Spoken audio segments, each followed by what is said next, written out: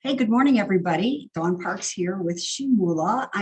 We've been doing this Great Resignation conversation for several weeks now, and people keep saying we need more of it. So Liz and I are going to continue this conversation for the next few weeks and see what happens. We also are making the conversations available on YouTube, and we are going to convert them to podcasts and documents. So let us know if you're interested in any of our previous discussions. You can download them from a lot of different places and take a listen. The whole purpose behind these Great Resignation conversations is really to support the women, men too, but support the women in what they need.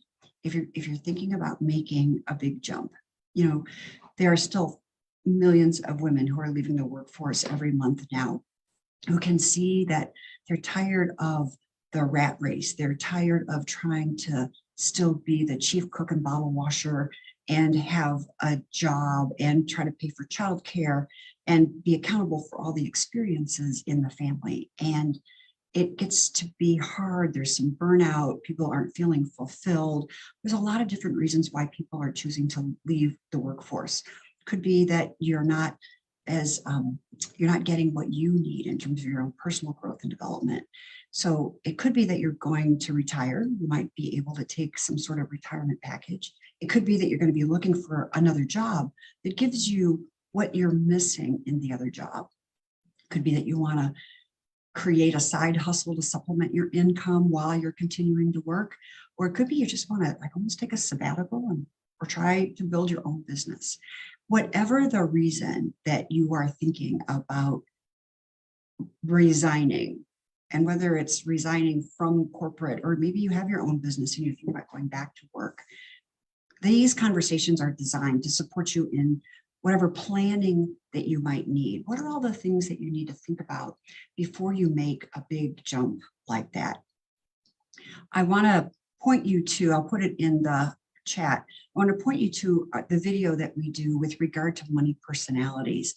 I think understanding your money personality is a really important part of this conversation. See, we have certain ways that we think about money, and these ways of thinking about money actually go way back in time. The things and the ways you think about money are always in reaction to something that someone else has said.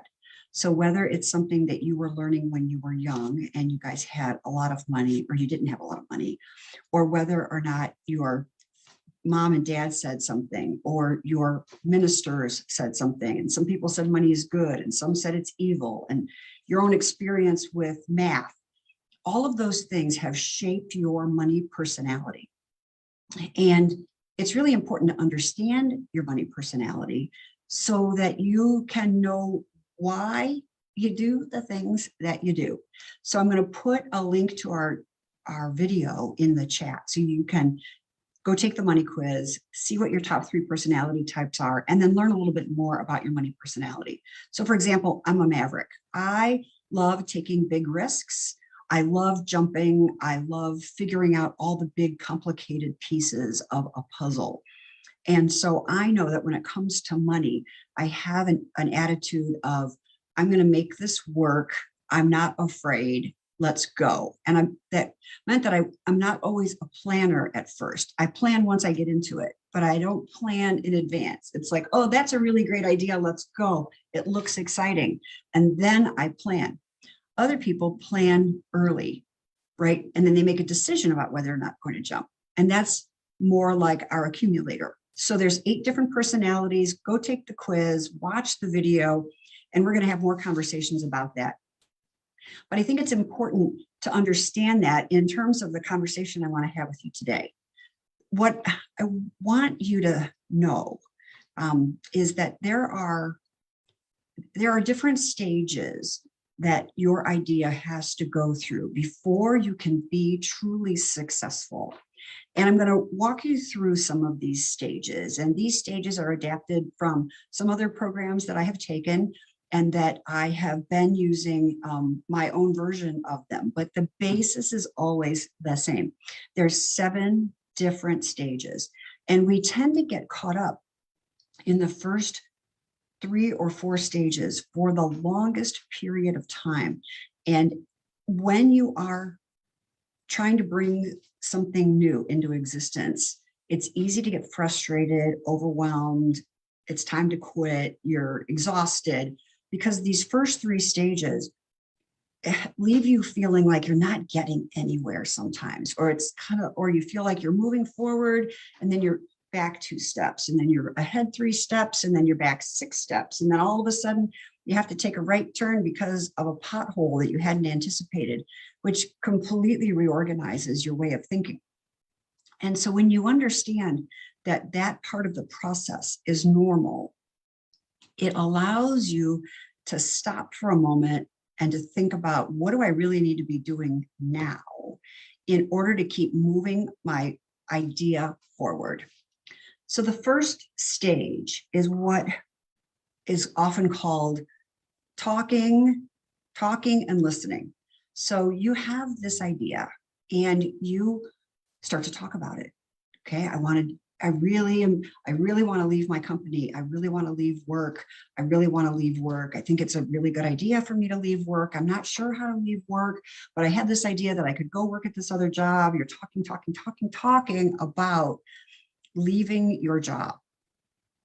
And you're listening for agreement in some ways. You hear a lot of people, you'll hear people saying, yeah, that's a great idea, or 4 million women are leaving the workforce on a monthly basis, or more than ever, people are leaving the workforce to stay at home, or you'll start to see all of these articles about how to start a business, how to start a franchise.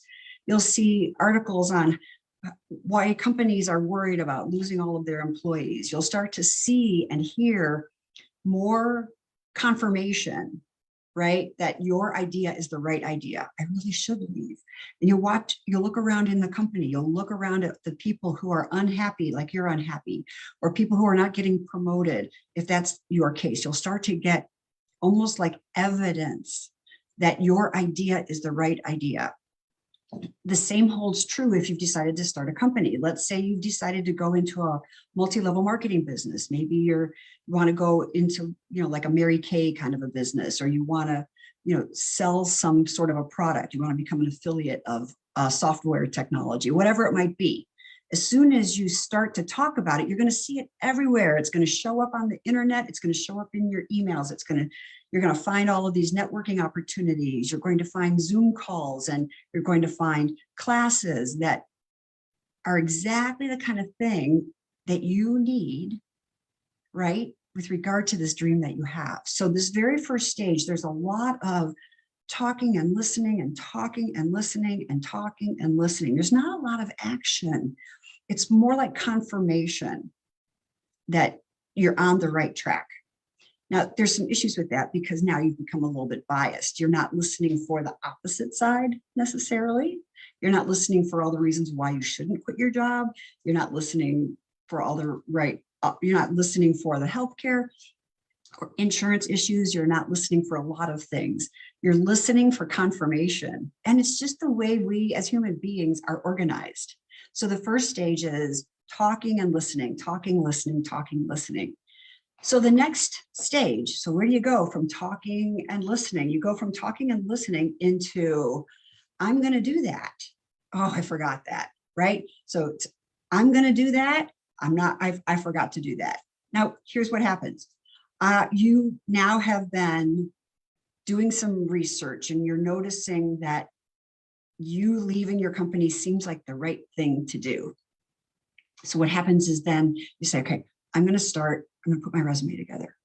I am going to put my resume together. I am going to call some people. I am going to look for some other job opportunities. And you forget to do it. You get busy, you get caught up with other things, and you really just forget. You may even put it in your calendar, right? But you forget, the buzzer doesn't go off, or you forget to set a timer, or you allow something else to have some priority, but you're talking about that, what you're going to do.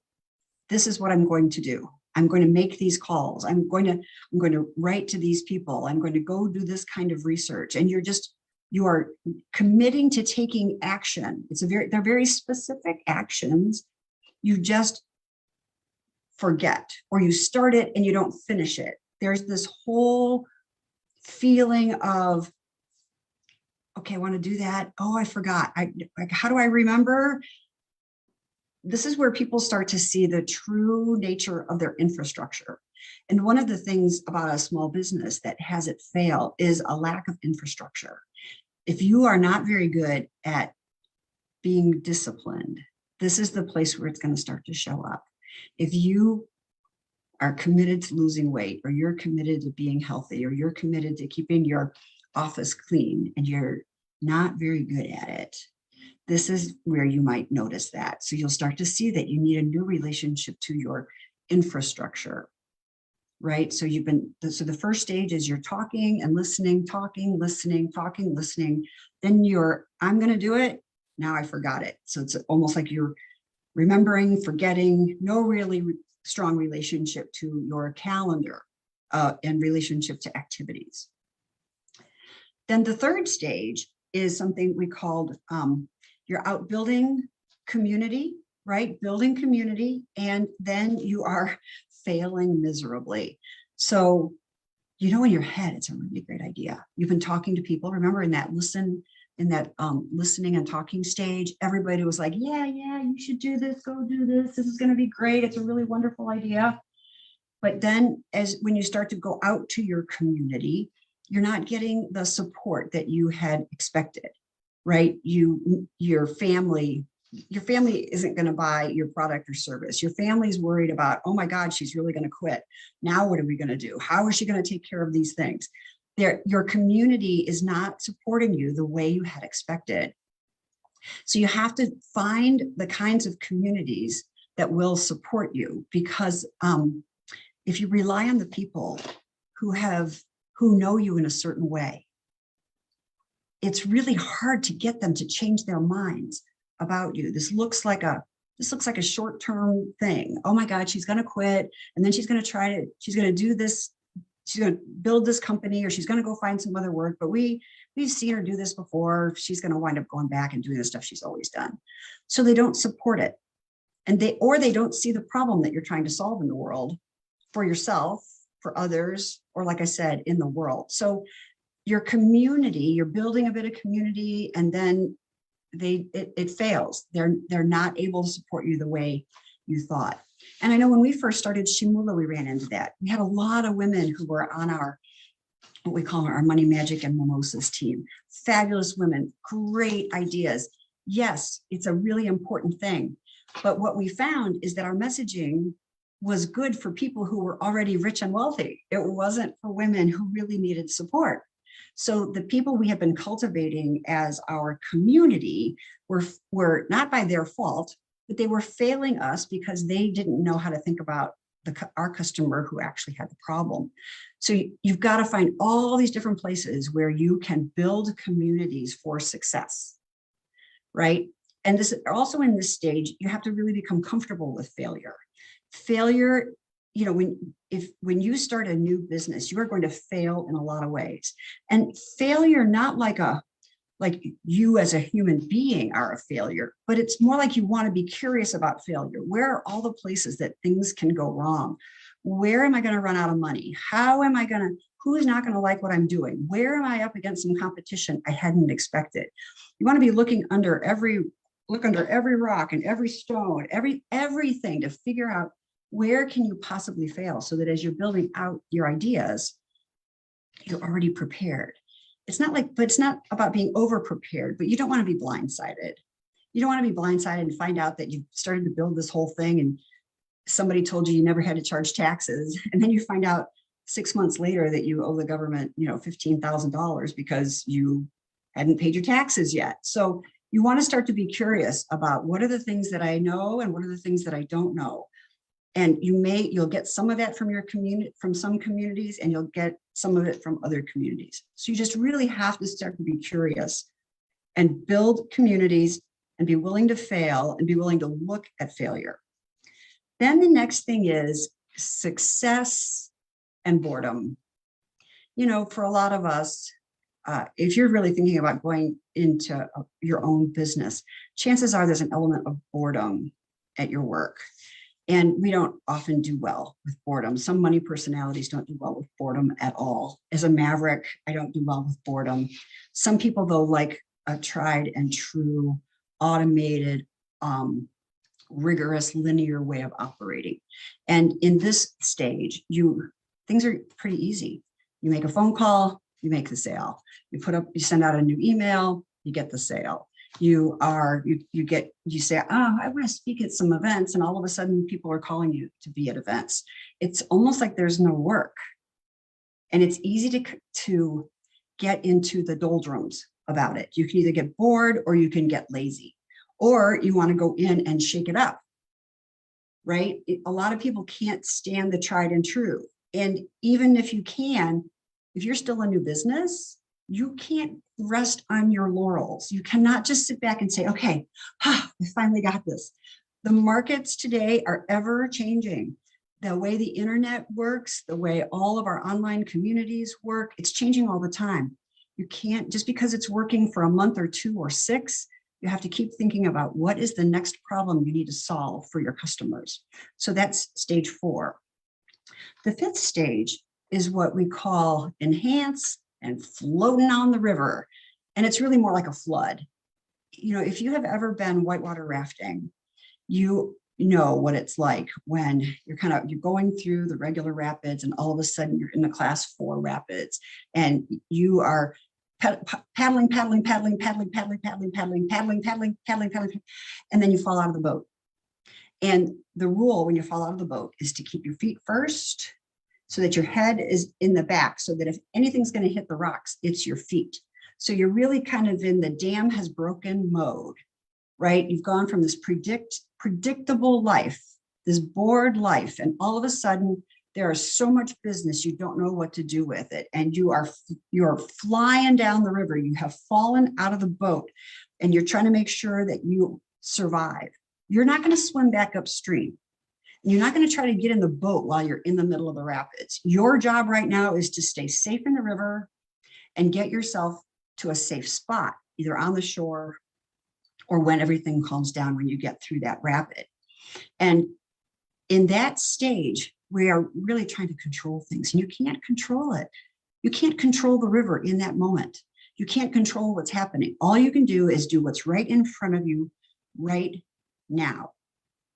It's a very uncomfortable stage. It's very uncomfortable.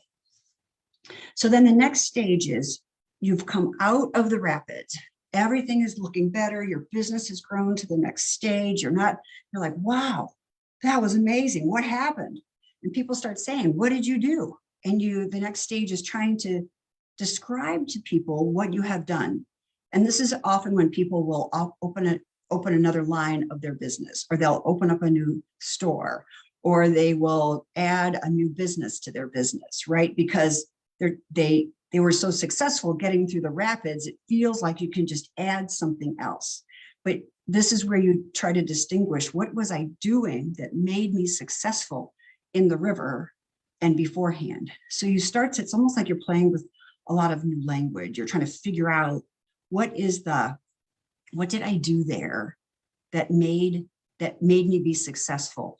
In many cases, it's just, I kept my feet first and I handled what was in front of me, right? Because you've done so much work in the first 4 stages to get yourself ready. So then the next piece of it is, you and your company get so big that you as a person disappear, right? If you think about this from the point of view of, let's say, a safety pin. Who invented the safety pin? Do you have any idea? Yeah. So the safety pin, the first patent was back in the late 1800s, and it was all one piece, right? You've seen the safety pins right there. They have a loop, then they have that safety thing on the top. But before that, there'd always been some sort of pin, but it wasn't patented as a safety pin until the late 1880s, not 1980s, the late 1880s. And then we started to see bigger versions of that in industry. And then we started to see them like on the kilts, right? Then you see them, another version of them as diaper pins, right? With that safety top, it's got a little latch so that things hold on. Women used to use a safety pin. They put a brooch on it to keep their capes closed, their sweaters closed. Some, like when buttons weren't appropriate. So the thing is, though, that guy, when he invented that, people knew who invented it back then, but we don't have any idea who invented that now. His name's not on it. It's not John's pin, right? It's the safety pin. And when you get to that final stage, it's when you are ready to leave your identity behind with regard to the business. And you are so committed to solving the problem that it doesn't matter if your name is attached or not. If Apple was called Steve Jobs Computers, I always say his name wrong. If Apple was instead called Steve Jobs Computers, or it wouldn't be the same, right? Because it's all about Steve Jobs. And so then when Steve Jobs left and went to other companies, then what happens to that computer? So you want to start, so when you now see that at the end, when you really want to be outrageously crazy successful, you want to look to see how attached are you that it's your name. It's okay if you want to have your name be on it at the beginning, but you still want to think about how committed are you to the problem so that when you are truly successful, you can actually hand it over to other people, and it's not about your name. When somebody like Tony Robbins, who I adore, Mel Robbins with her 5, 4, 3, 2, 1, Brene Brown, when they stop doing their thing, who's going to be the person with their name, right? Is it going to be Dawn Parks's Brene Brown's program, Dawn Parks's Tony Robbins program, or is it Dawn Parks shows up to lead a Tony Robbins program and people are expecting Tony, but it's me who shows up, right? It's a very interesting thing to think about at the end stage. So that's why I run you through all of these stages now so that you can start to have a sense about what it takes to bring a really successful business into existence. Now, I did want to remind you, though, that if you're in the very early stages of thinking, I want you to know that it's going to feel chaotic at first. It's going to feel like, yes, this is exactly the right thing to do. Everybody around you is going to be going, yay, you, go, go, go, go. And then you're going to do things and you're going to forget. And I'm going to do things and then you forget. And then you're going to build communities and it's going to fail. But that's just a natural part of the process. It's not personal to you. It's personal to entrepreneurship. It's personal to starting new things. And when you can keep that in mind, then you have a much greater degree of success. And that's one of the things that we do at Shimula is we really support you in working through those phases. I'm going to tell you right now, being an entrepreneur is hard work. It really is hard work. I personally believe that being an entrepreneur is one of the greatest things that we can be in this country. There is a lot of things that are happening. And I love corporate America, and I love academia, and I love nonprofits, and I love government. But I think that there's been a lot of rules established inside of our companies that makes it harder for those people who have really great ideas or who really want to shake things up to actually be able to do those things. And when you decide that you want to go and come over to the entrepreneur side and that you want to make a difference in your life, in your family, in the world, you have to know that it is going to be a love-hate relationship. And at Shimula, I've been teaching entrepreneurship at Purdue for years, and we use a lot of these principles inside of our programs. You have to really think about, what do I want to do in the next few months? How do I make this a reality? Who do I need in my community to make it happen? Where do I get the money? How do we were talking to Kate Luzio yesterday of Luminary, and we were talking about stiletto strapping instead of bootstrapping. How are you going to stiletto strap this business? What are the things that are going to get in your way in being successful? And chances are it's either you don't have a clear vision, you don't know really who your customer is, you don't have a plan for how you're going to fund this. And maybe you just don't have a plan at all. You're going to wing it, and winging it's fine, but it only lasts for so long. So come on over here to Shimula. Let us support you in building this thing that you want. Take these tried and true principles of what it takes to build a business. And when you're in the pain, we can help you through the pain faster. I know nobody likes to hear about the pain, but that's really, it's in the pain that you grow. When things are going well, you never look for a coach, right? And you're going to have the status quo for that much longer. But when you really want to make something grow, you have got to break through something for yourself, break through something about your idea, break through something about your clients, about the way you're approaching things. And that's where I can support you. I can support you with the tools and the strategies and the mindset to have your business dream come true. So I'm going to put the links in the Facebook site of the money conversation, money personalities, the money personality quiz, the courses that we have. We're still offering 25% off of our flagship program, which is the Money Master Plan, Money Master Plan Mastermind, where you do a lot of the coursework on your own, but you have a community to support you, a group of women and men who are up against the same thing that you are. We learn from each other. And then we have another program that's strictly online for creating your North Star and getting the resources together in a plan.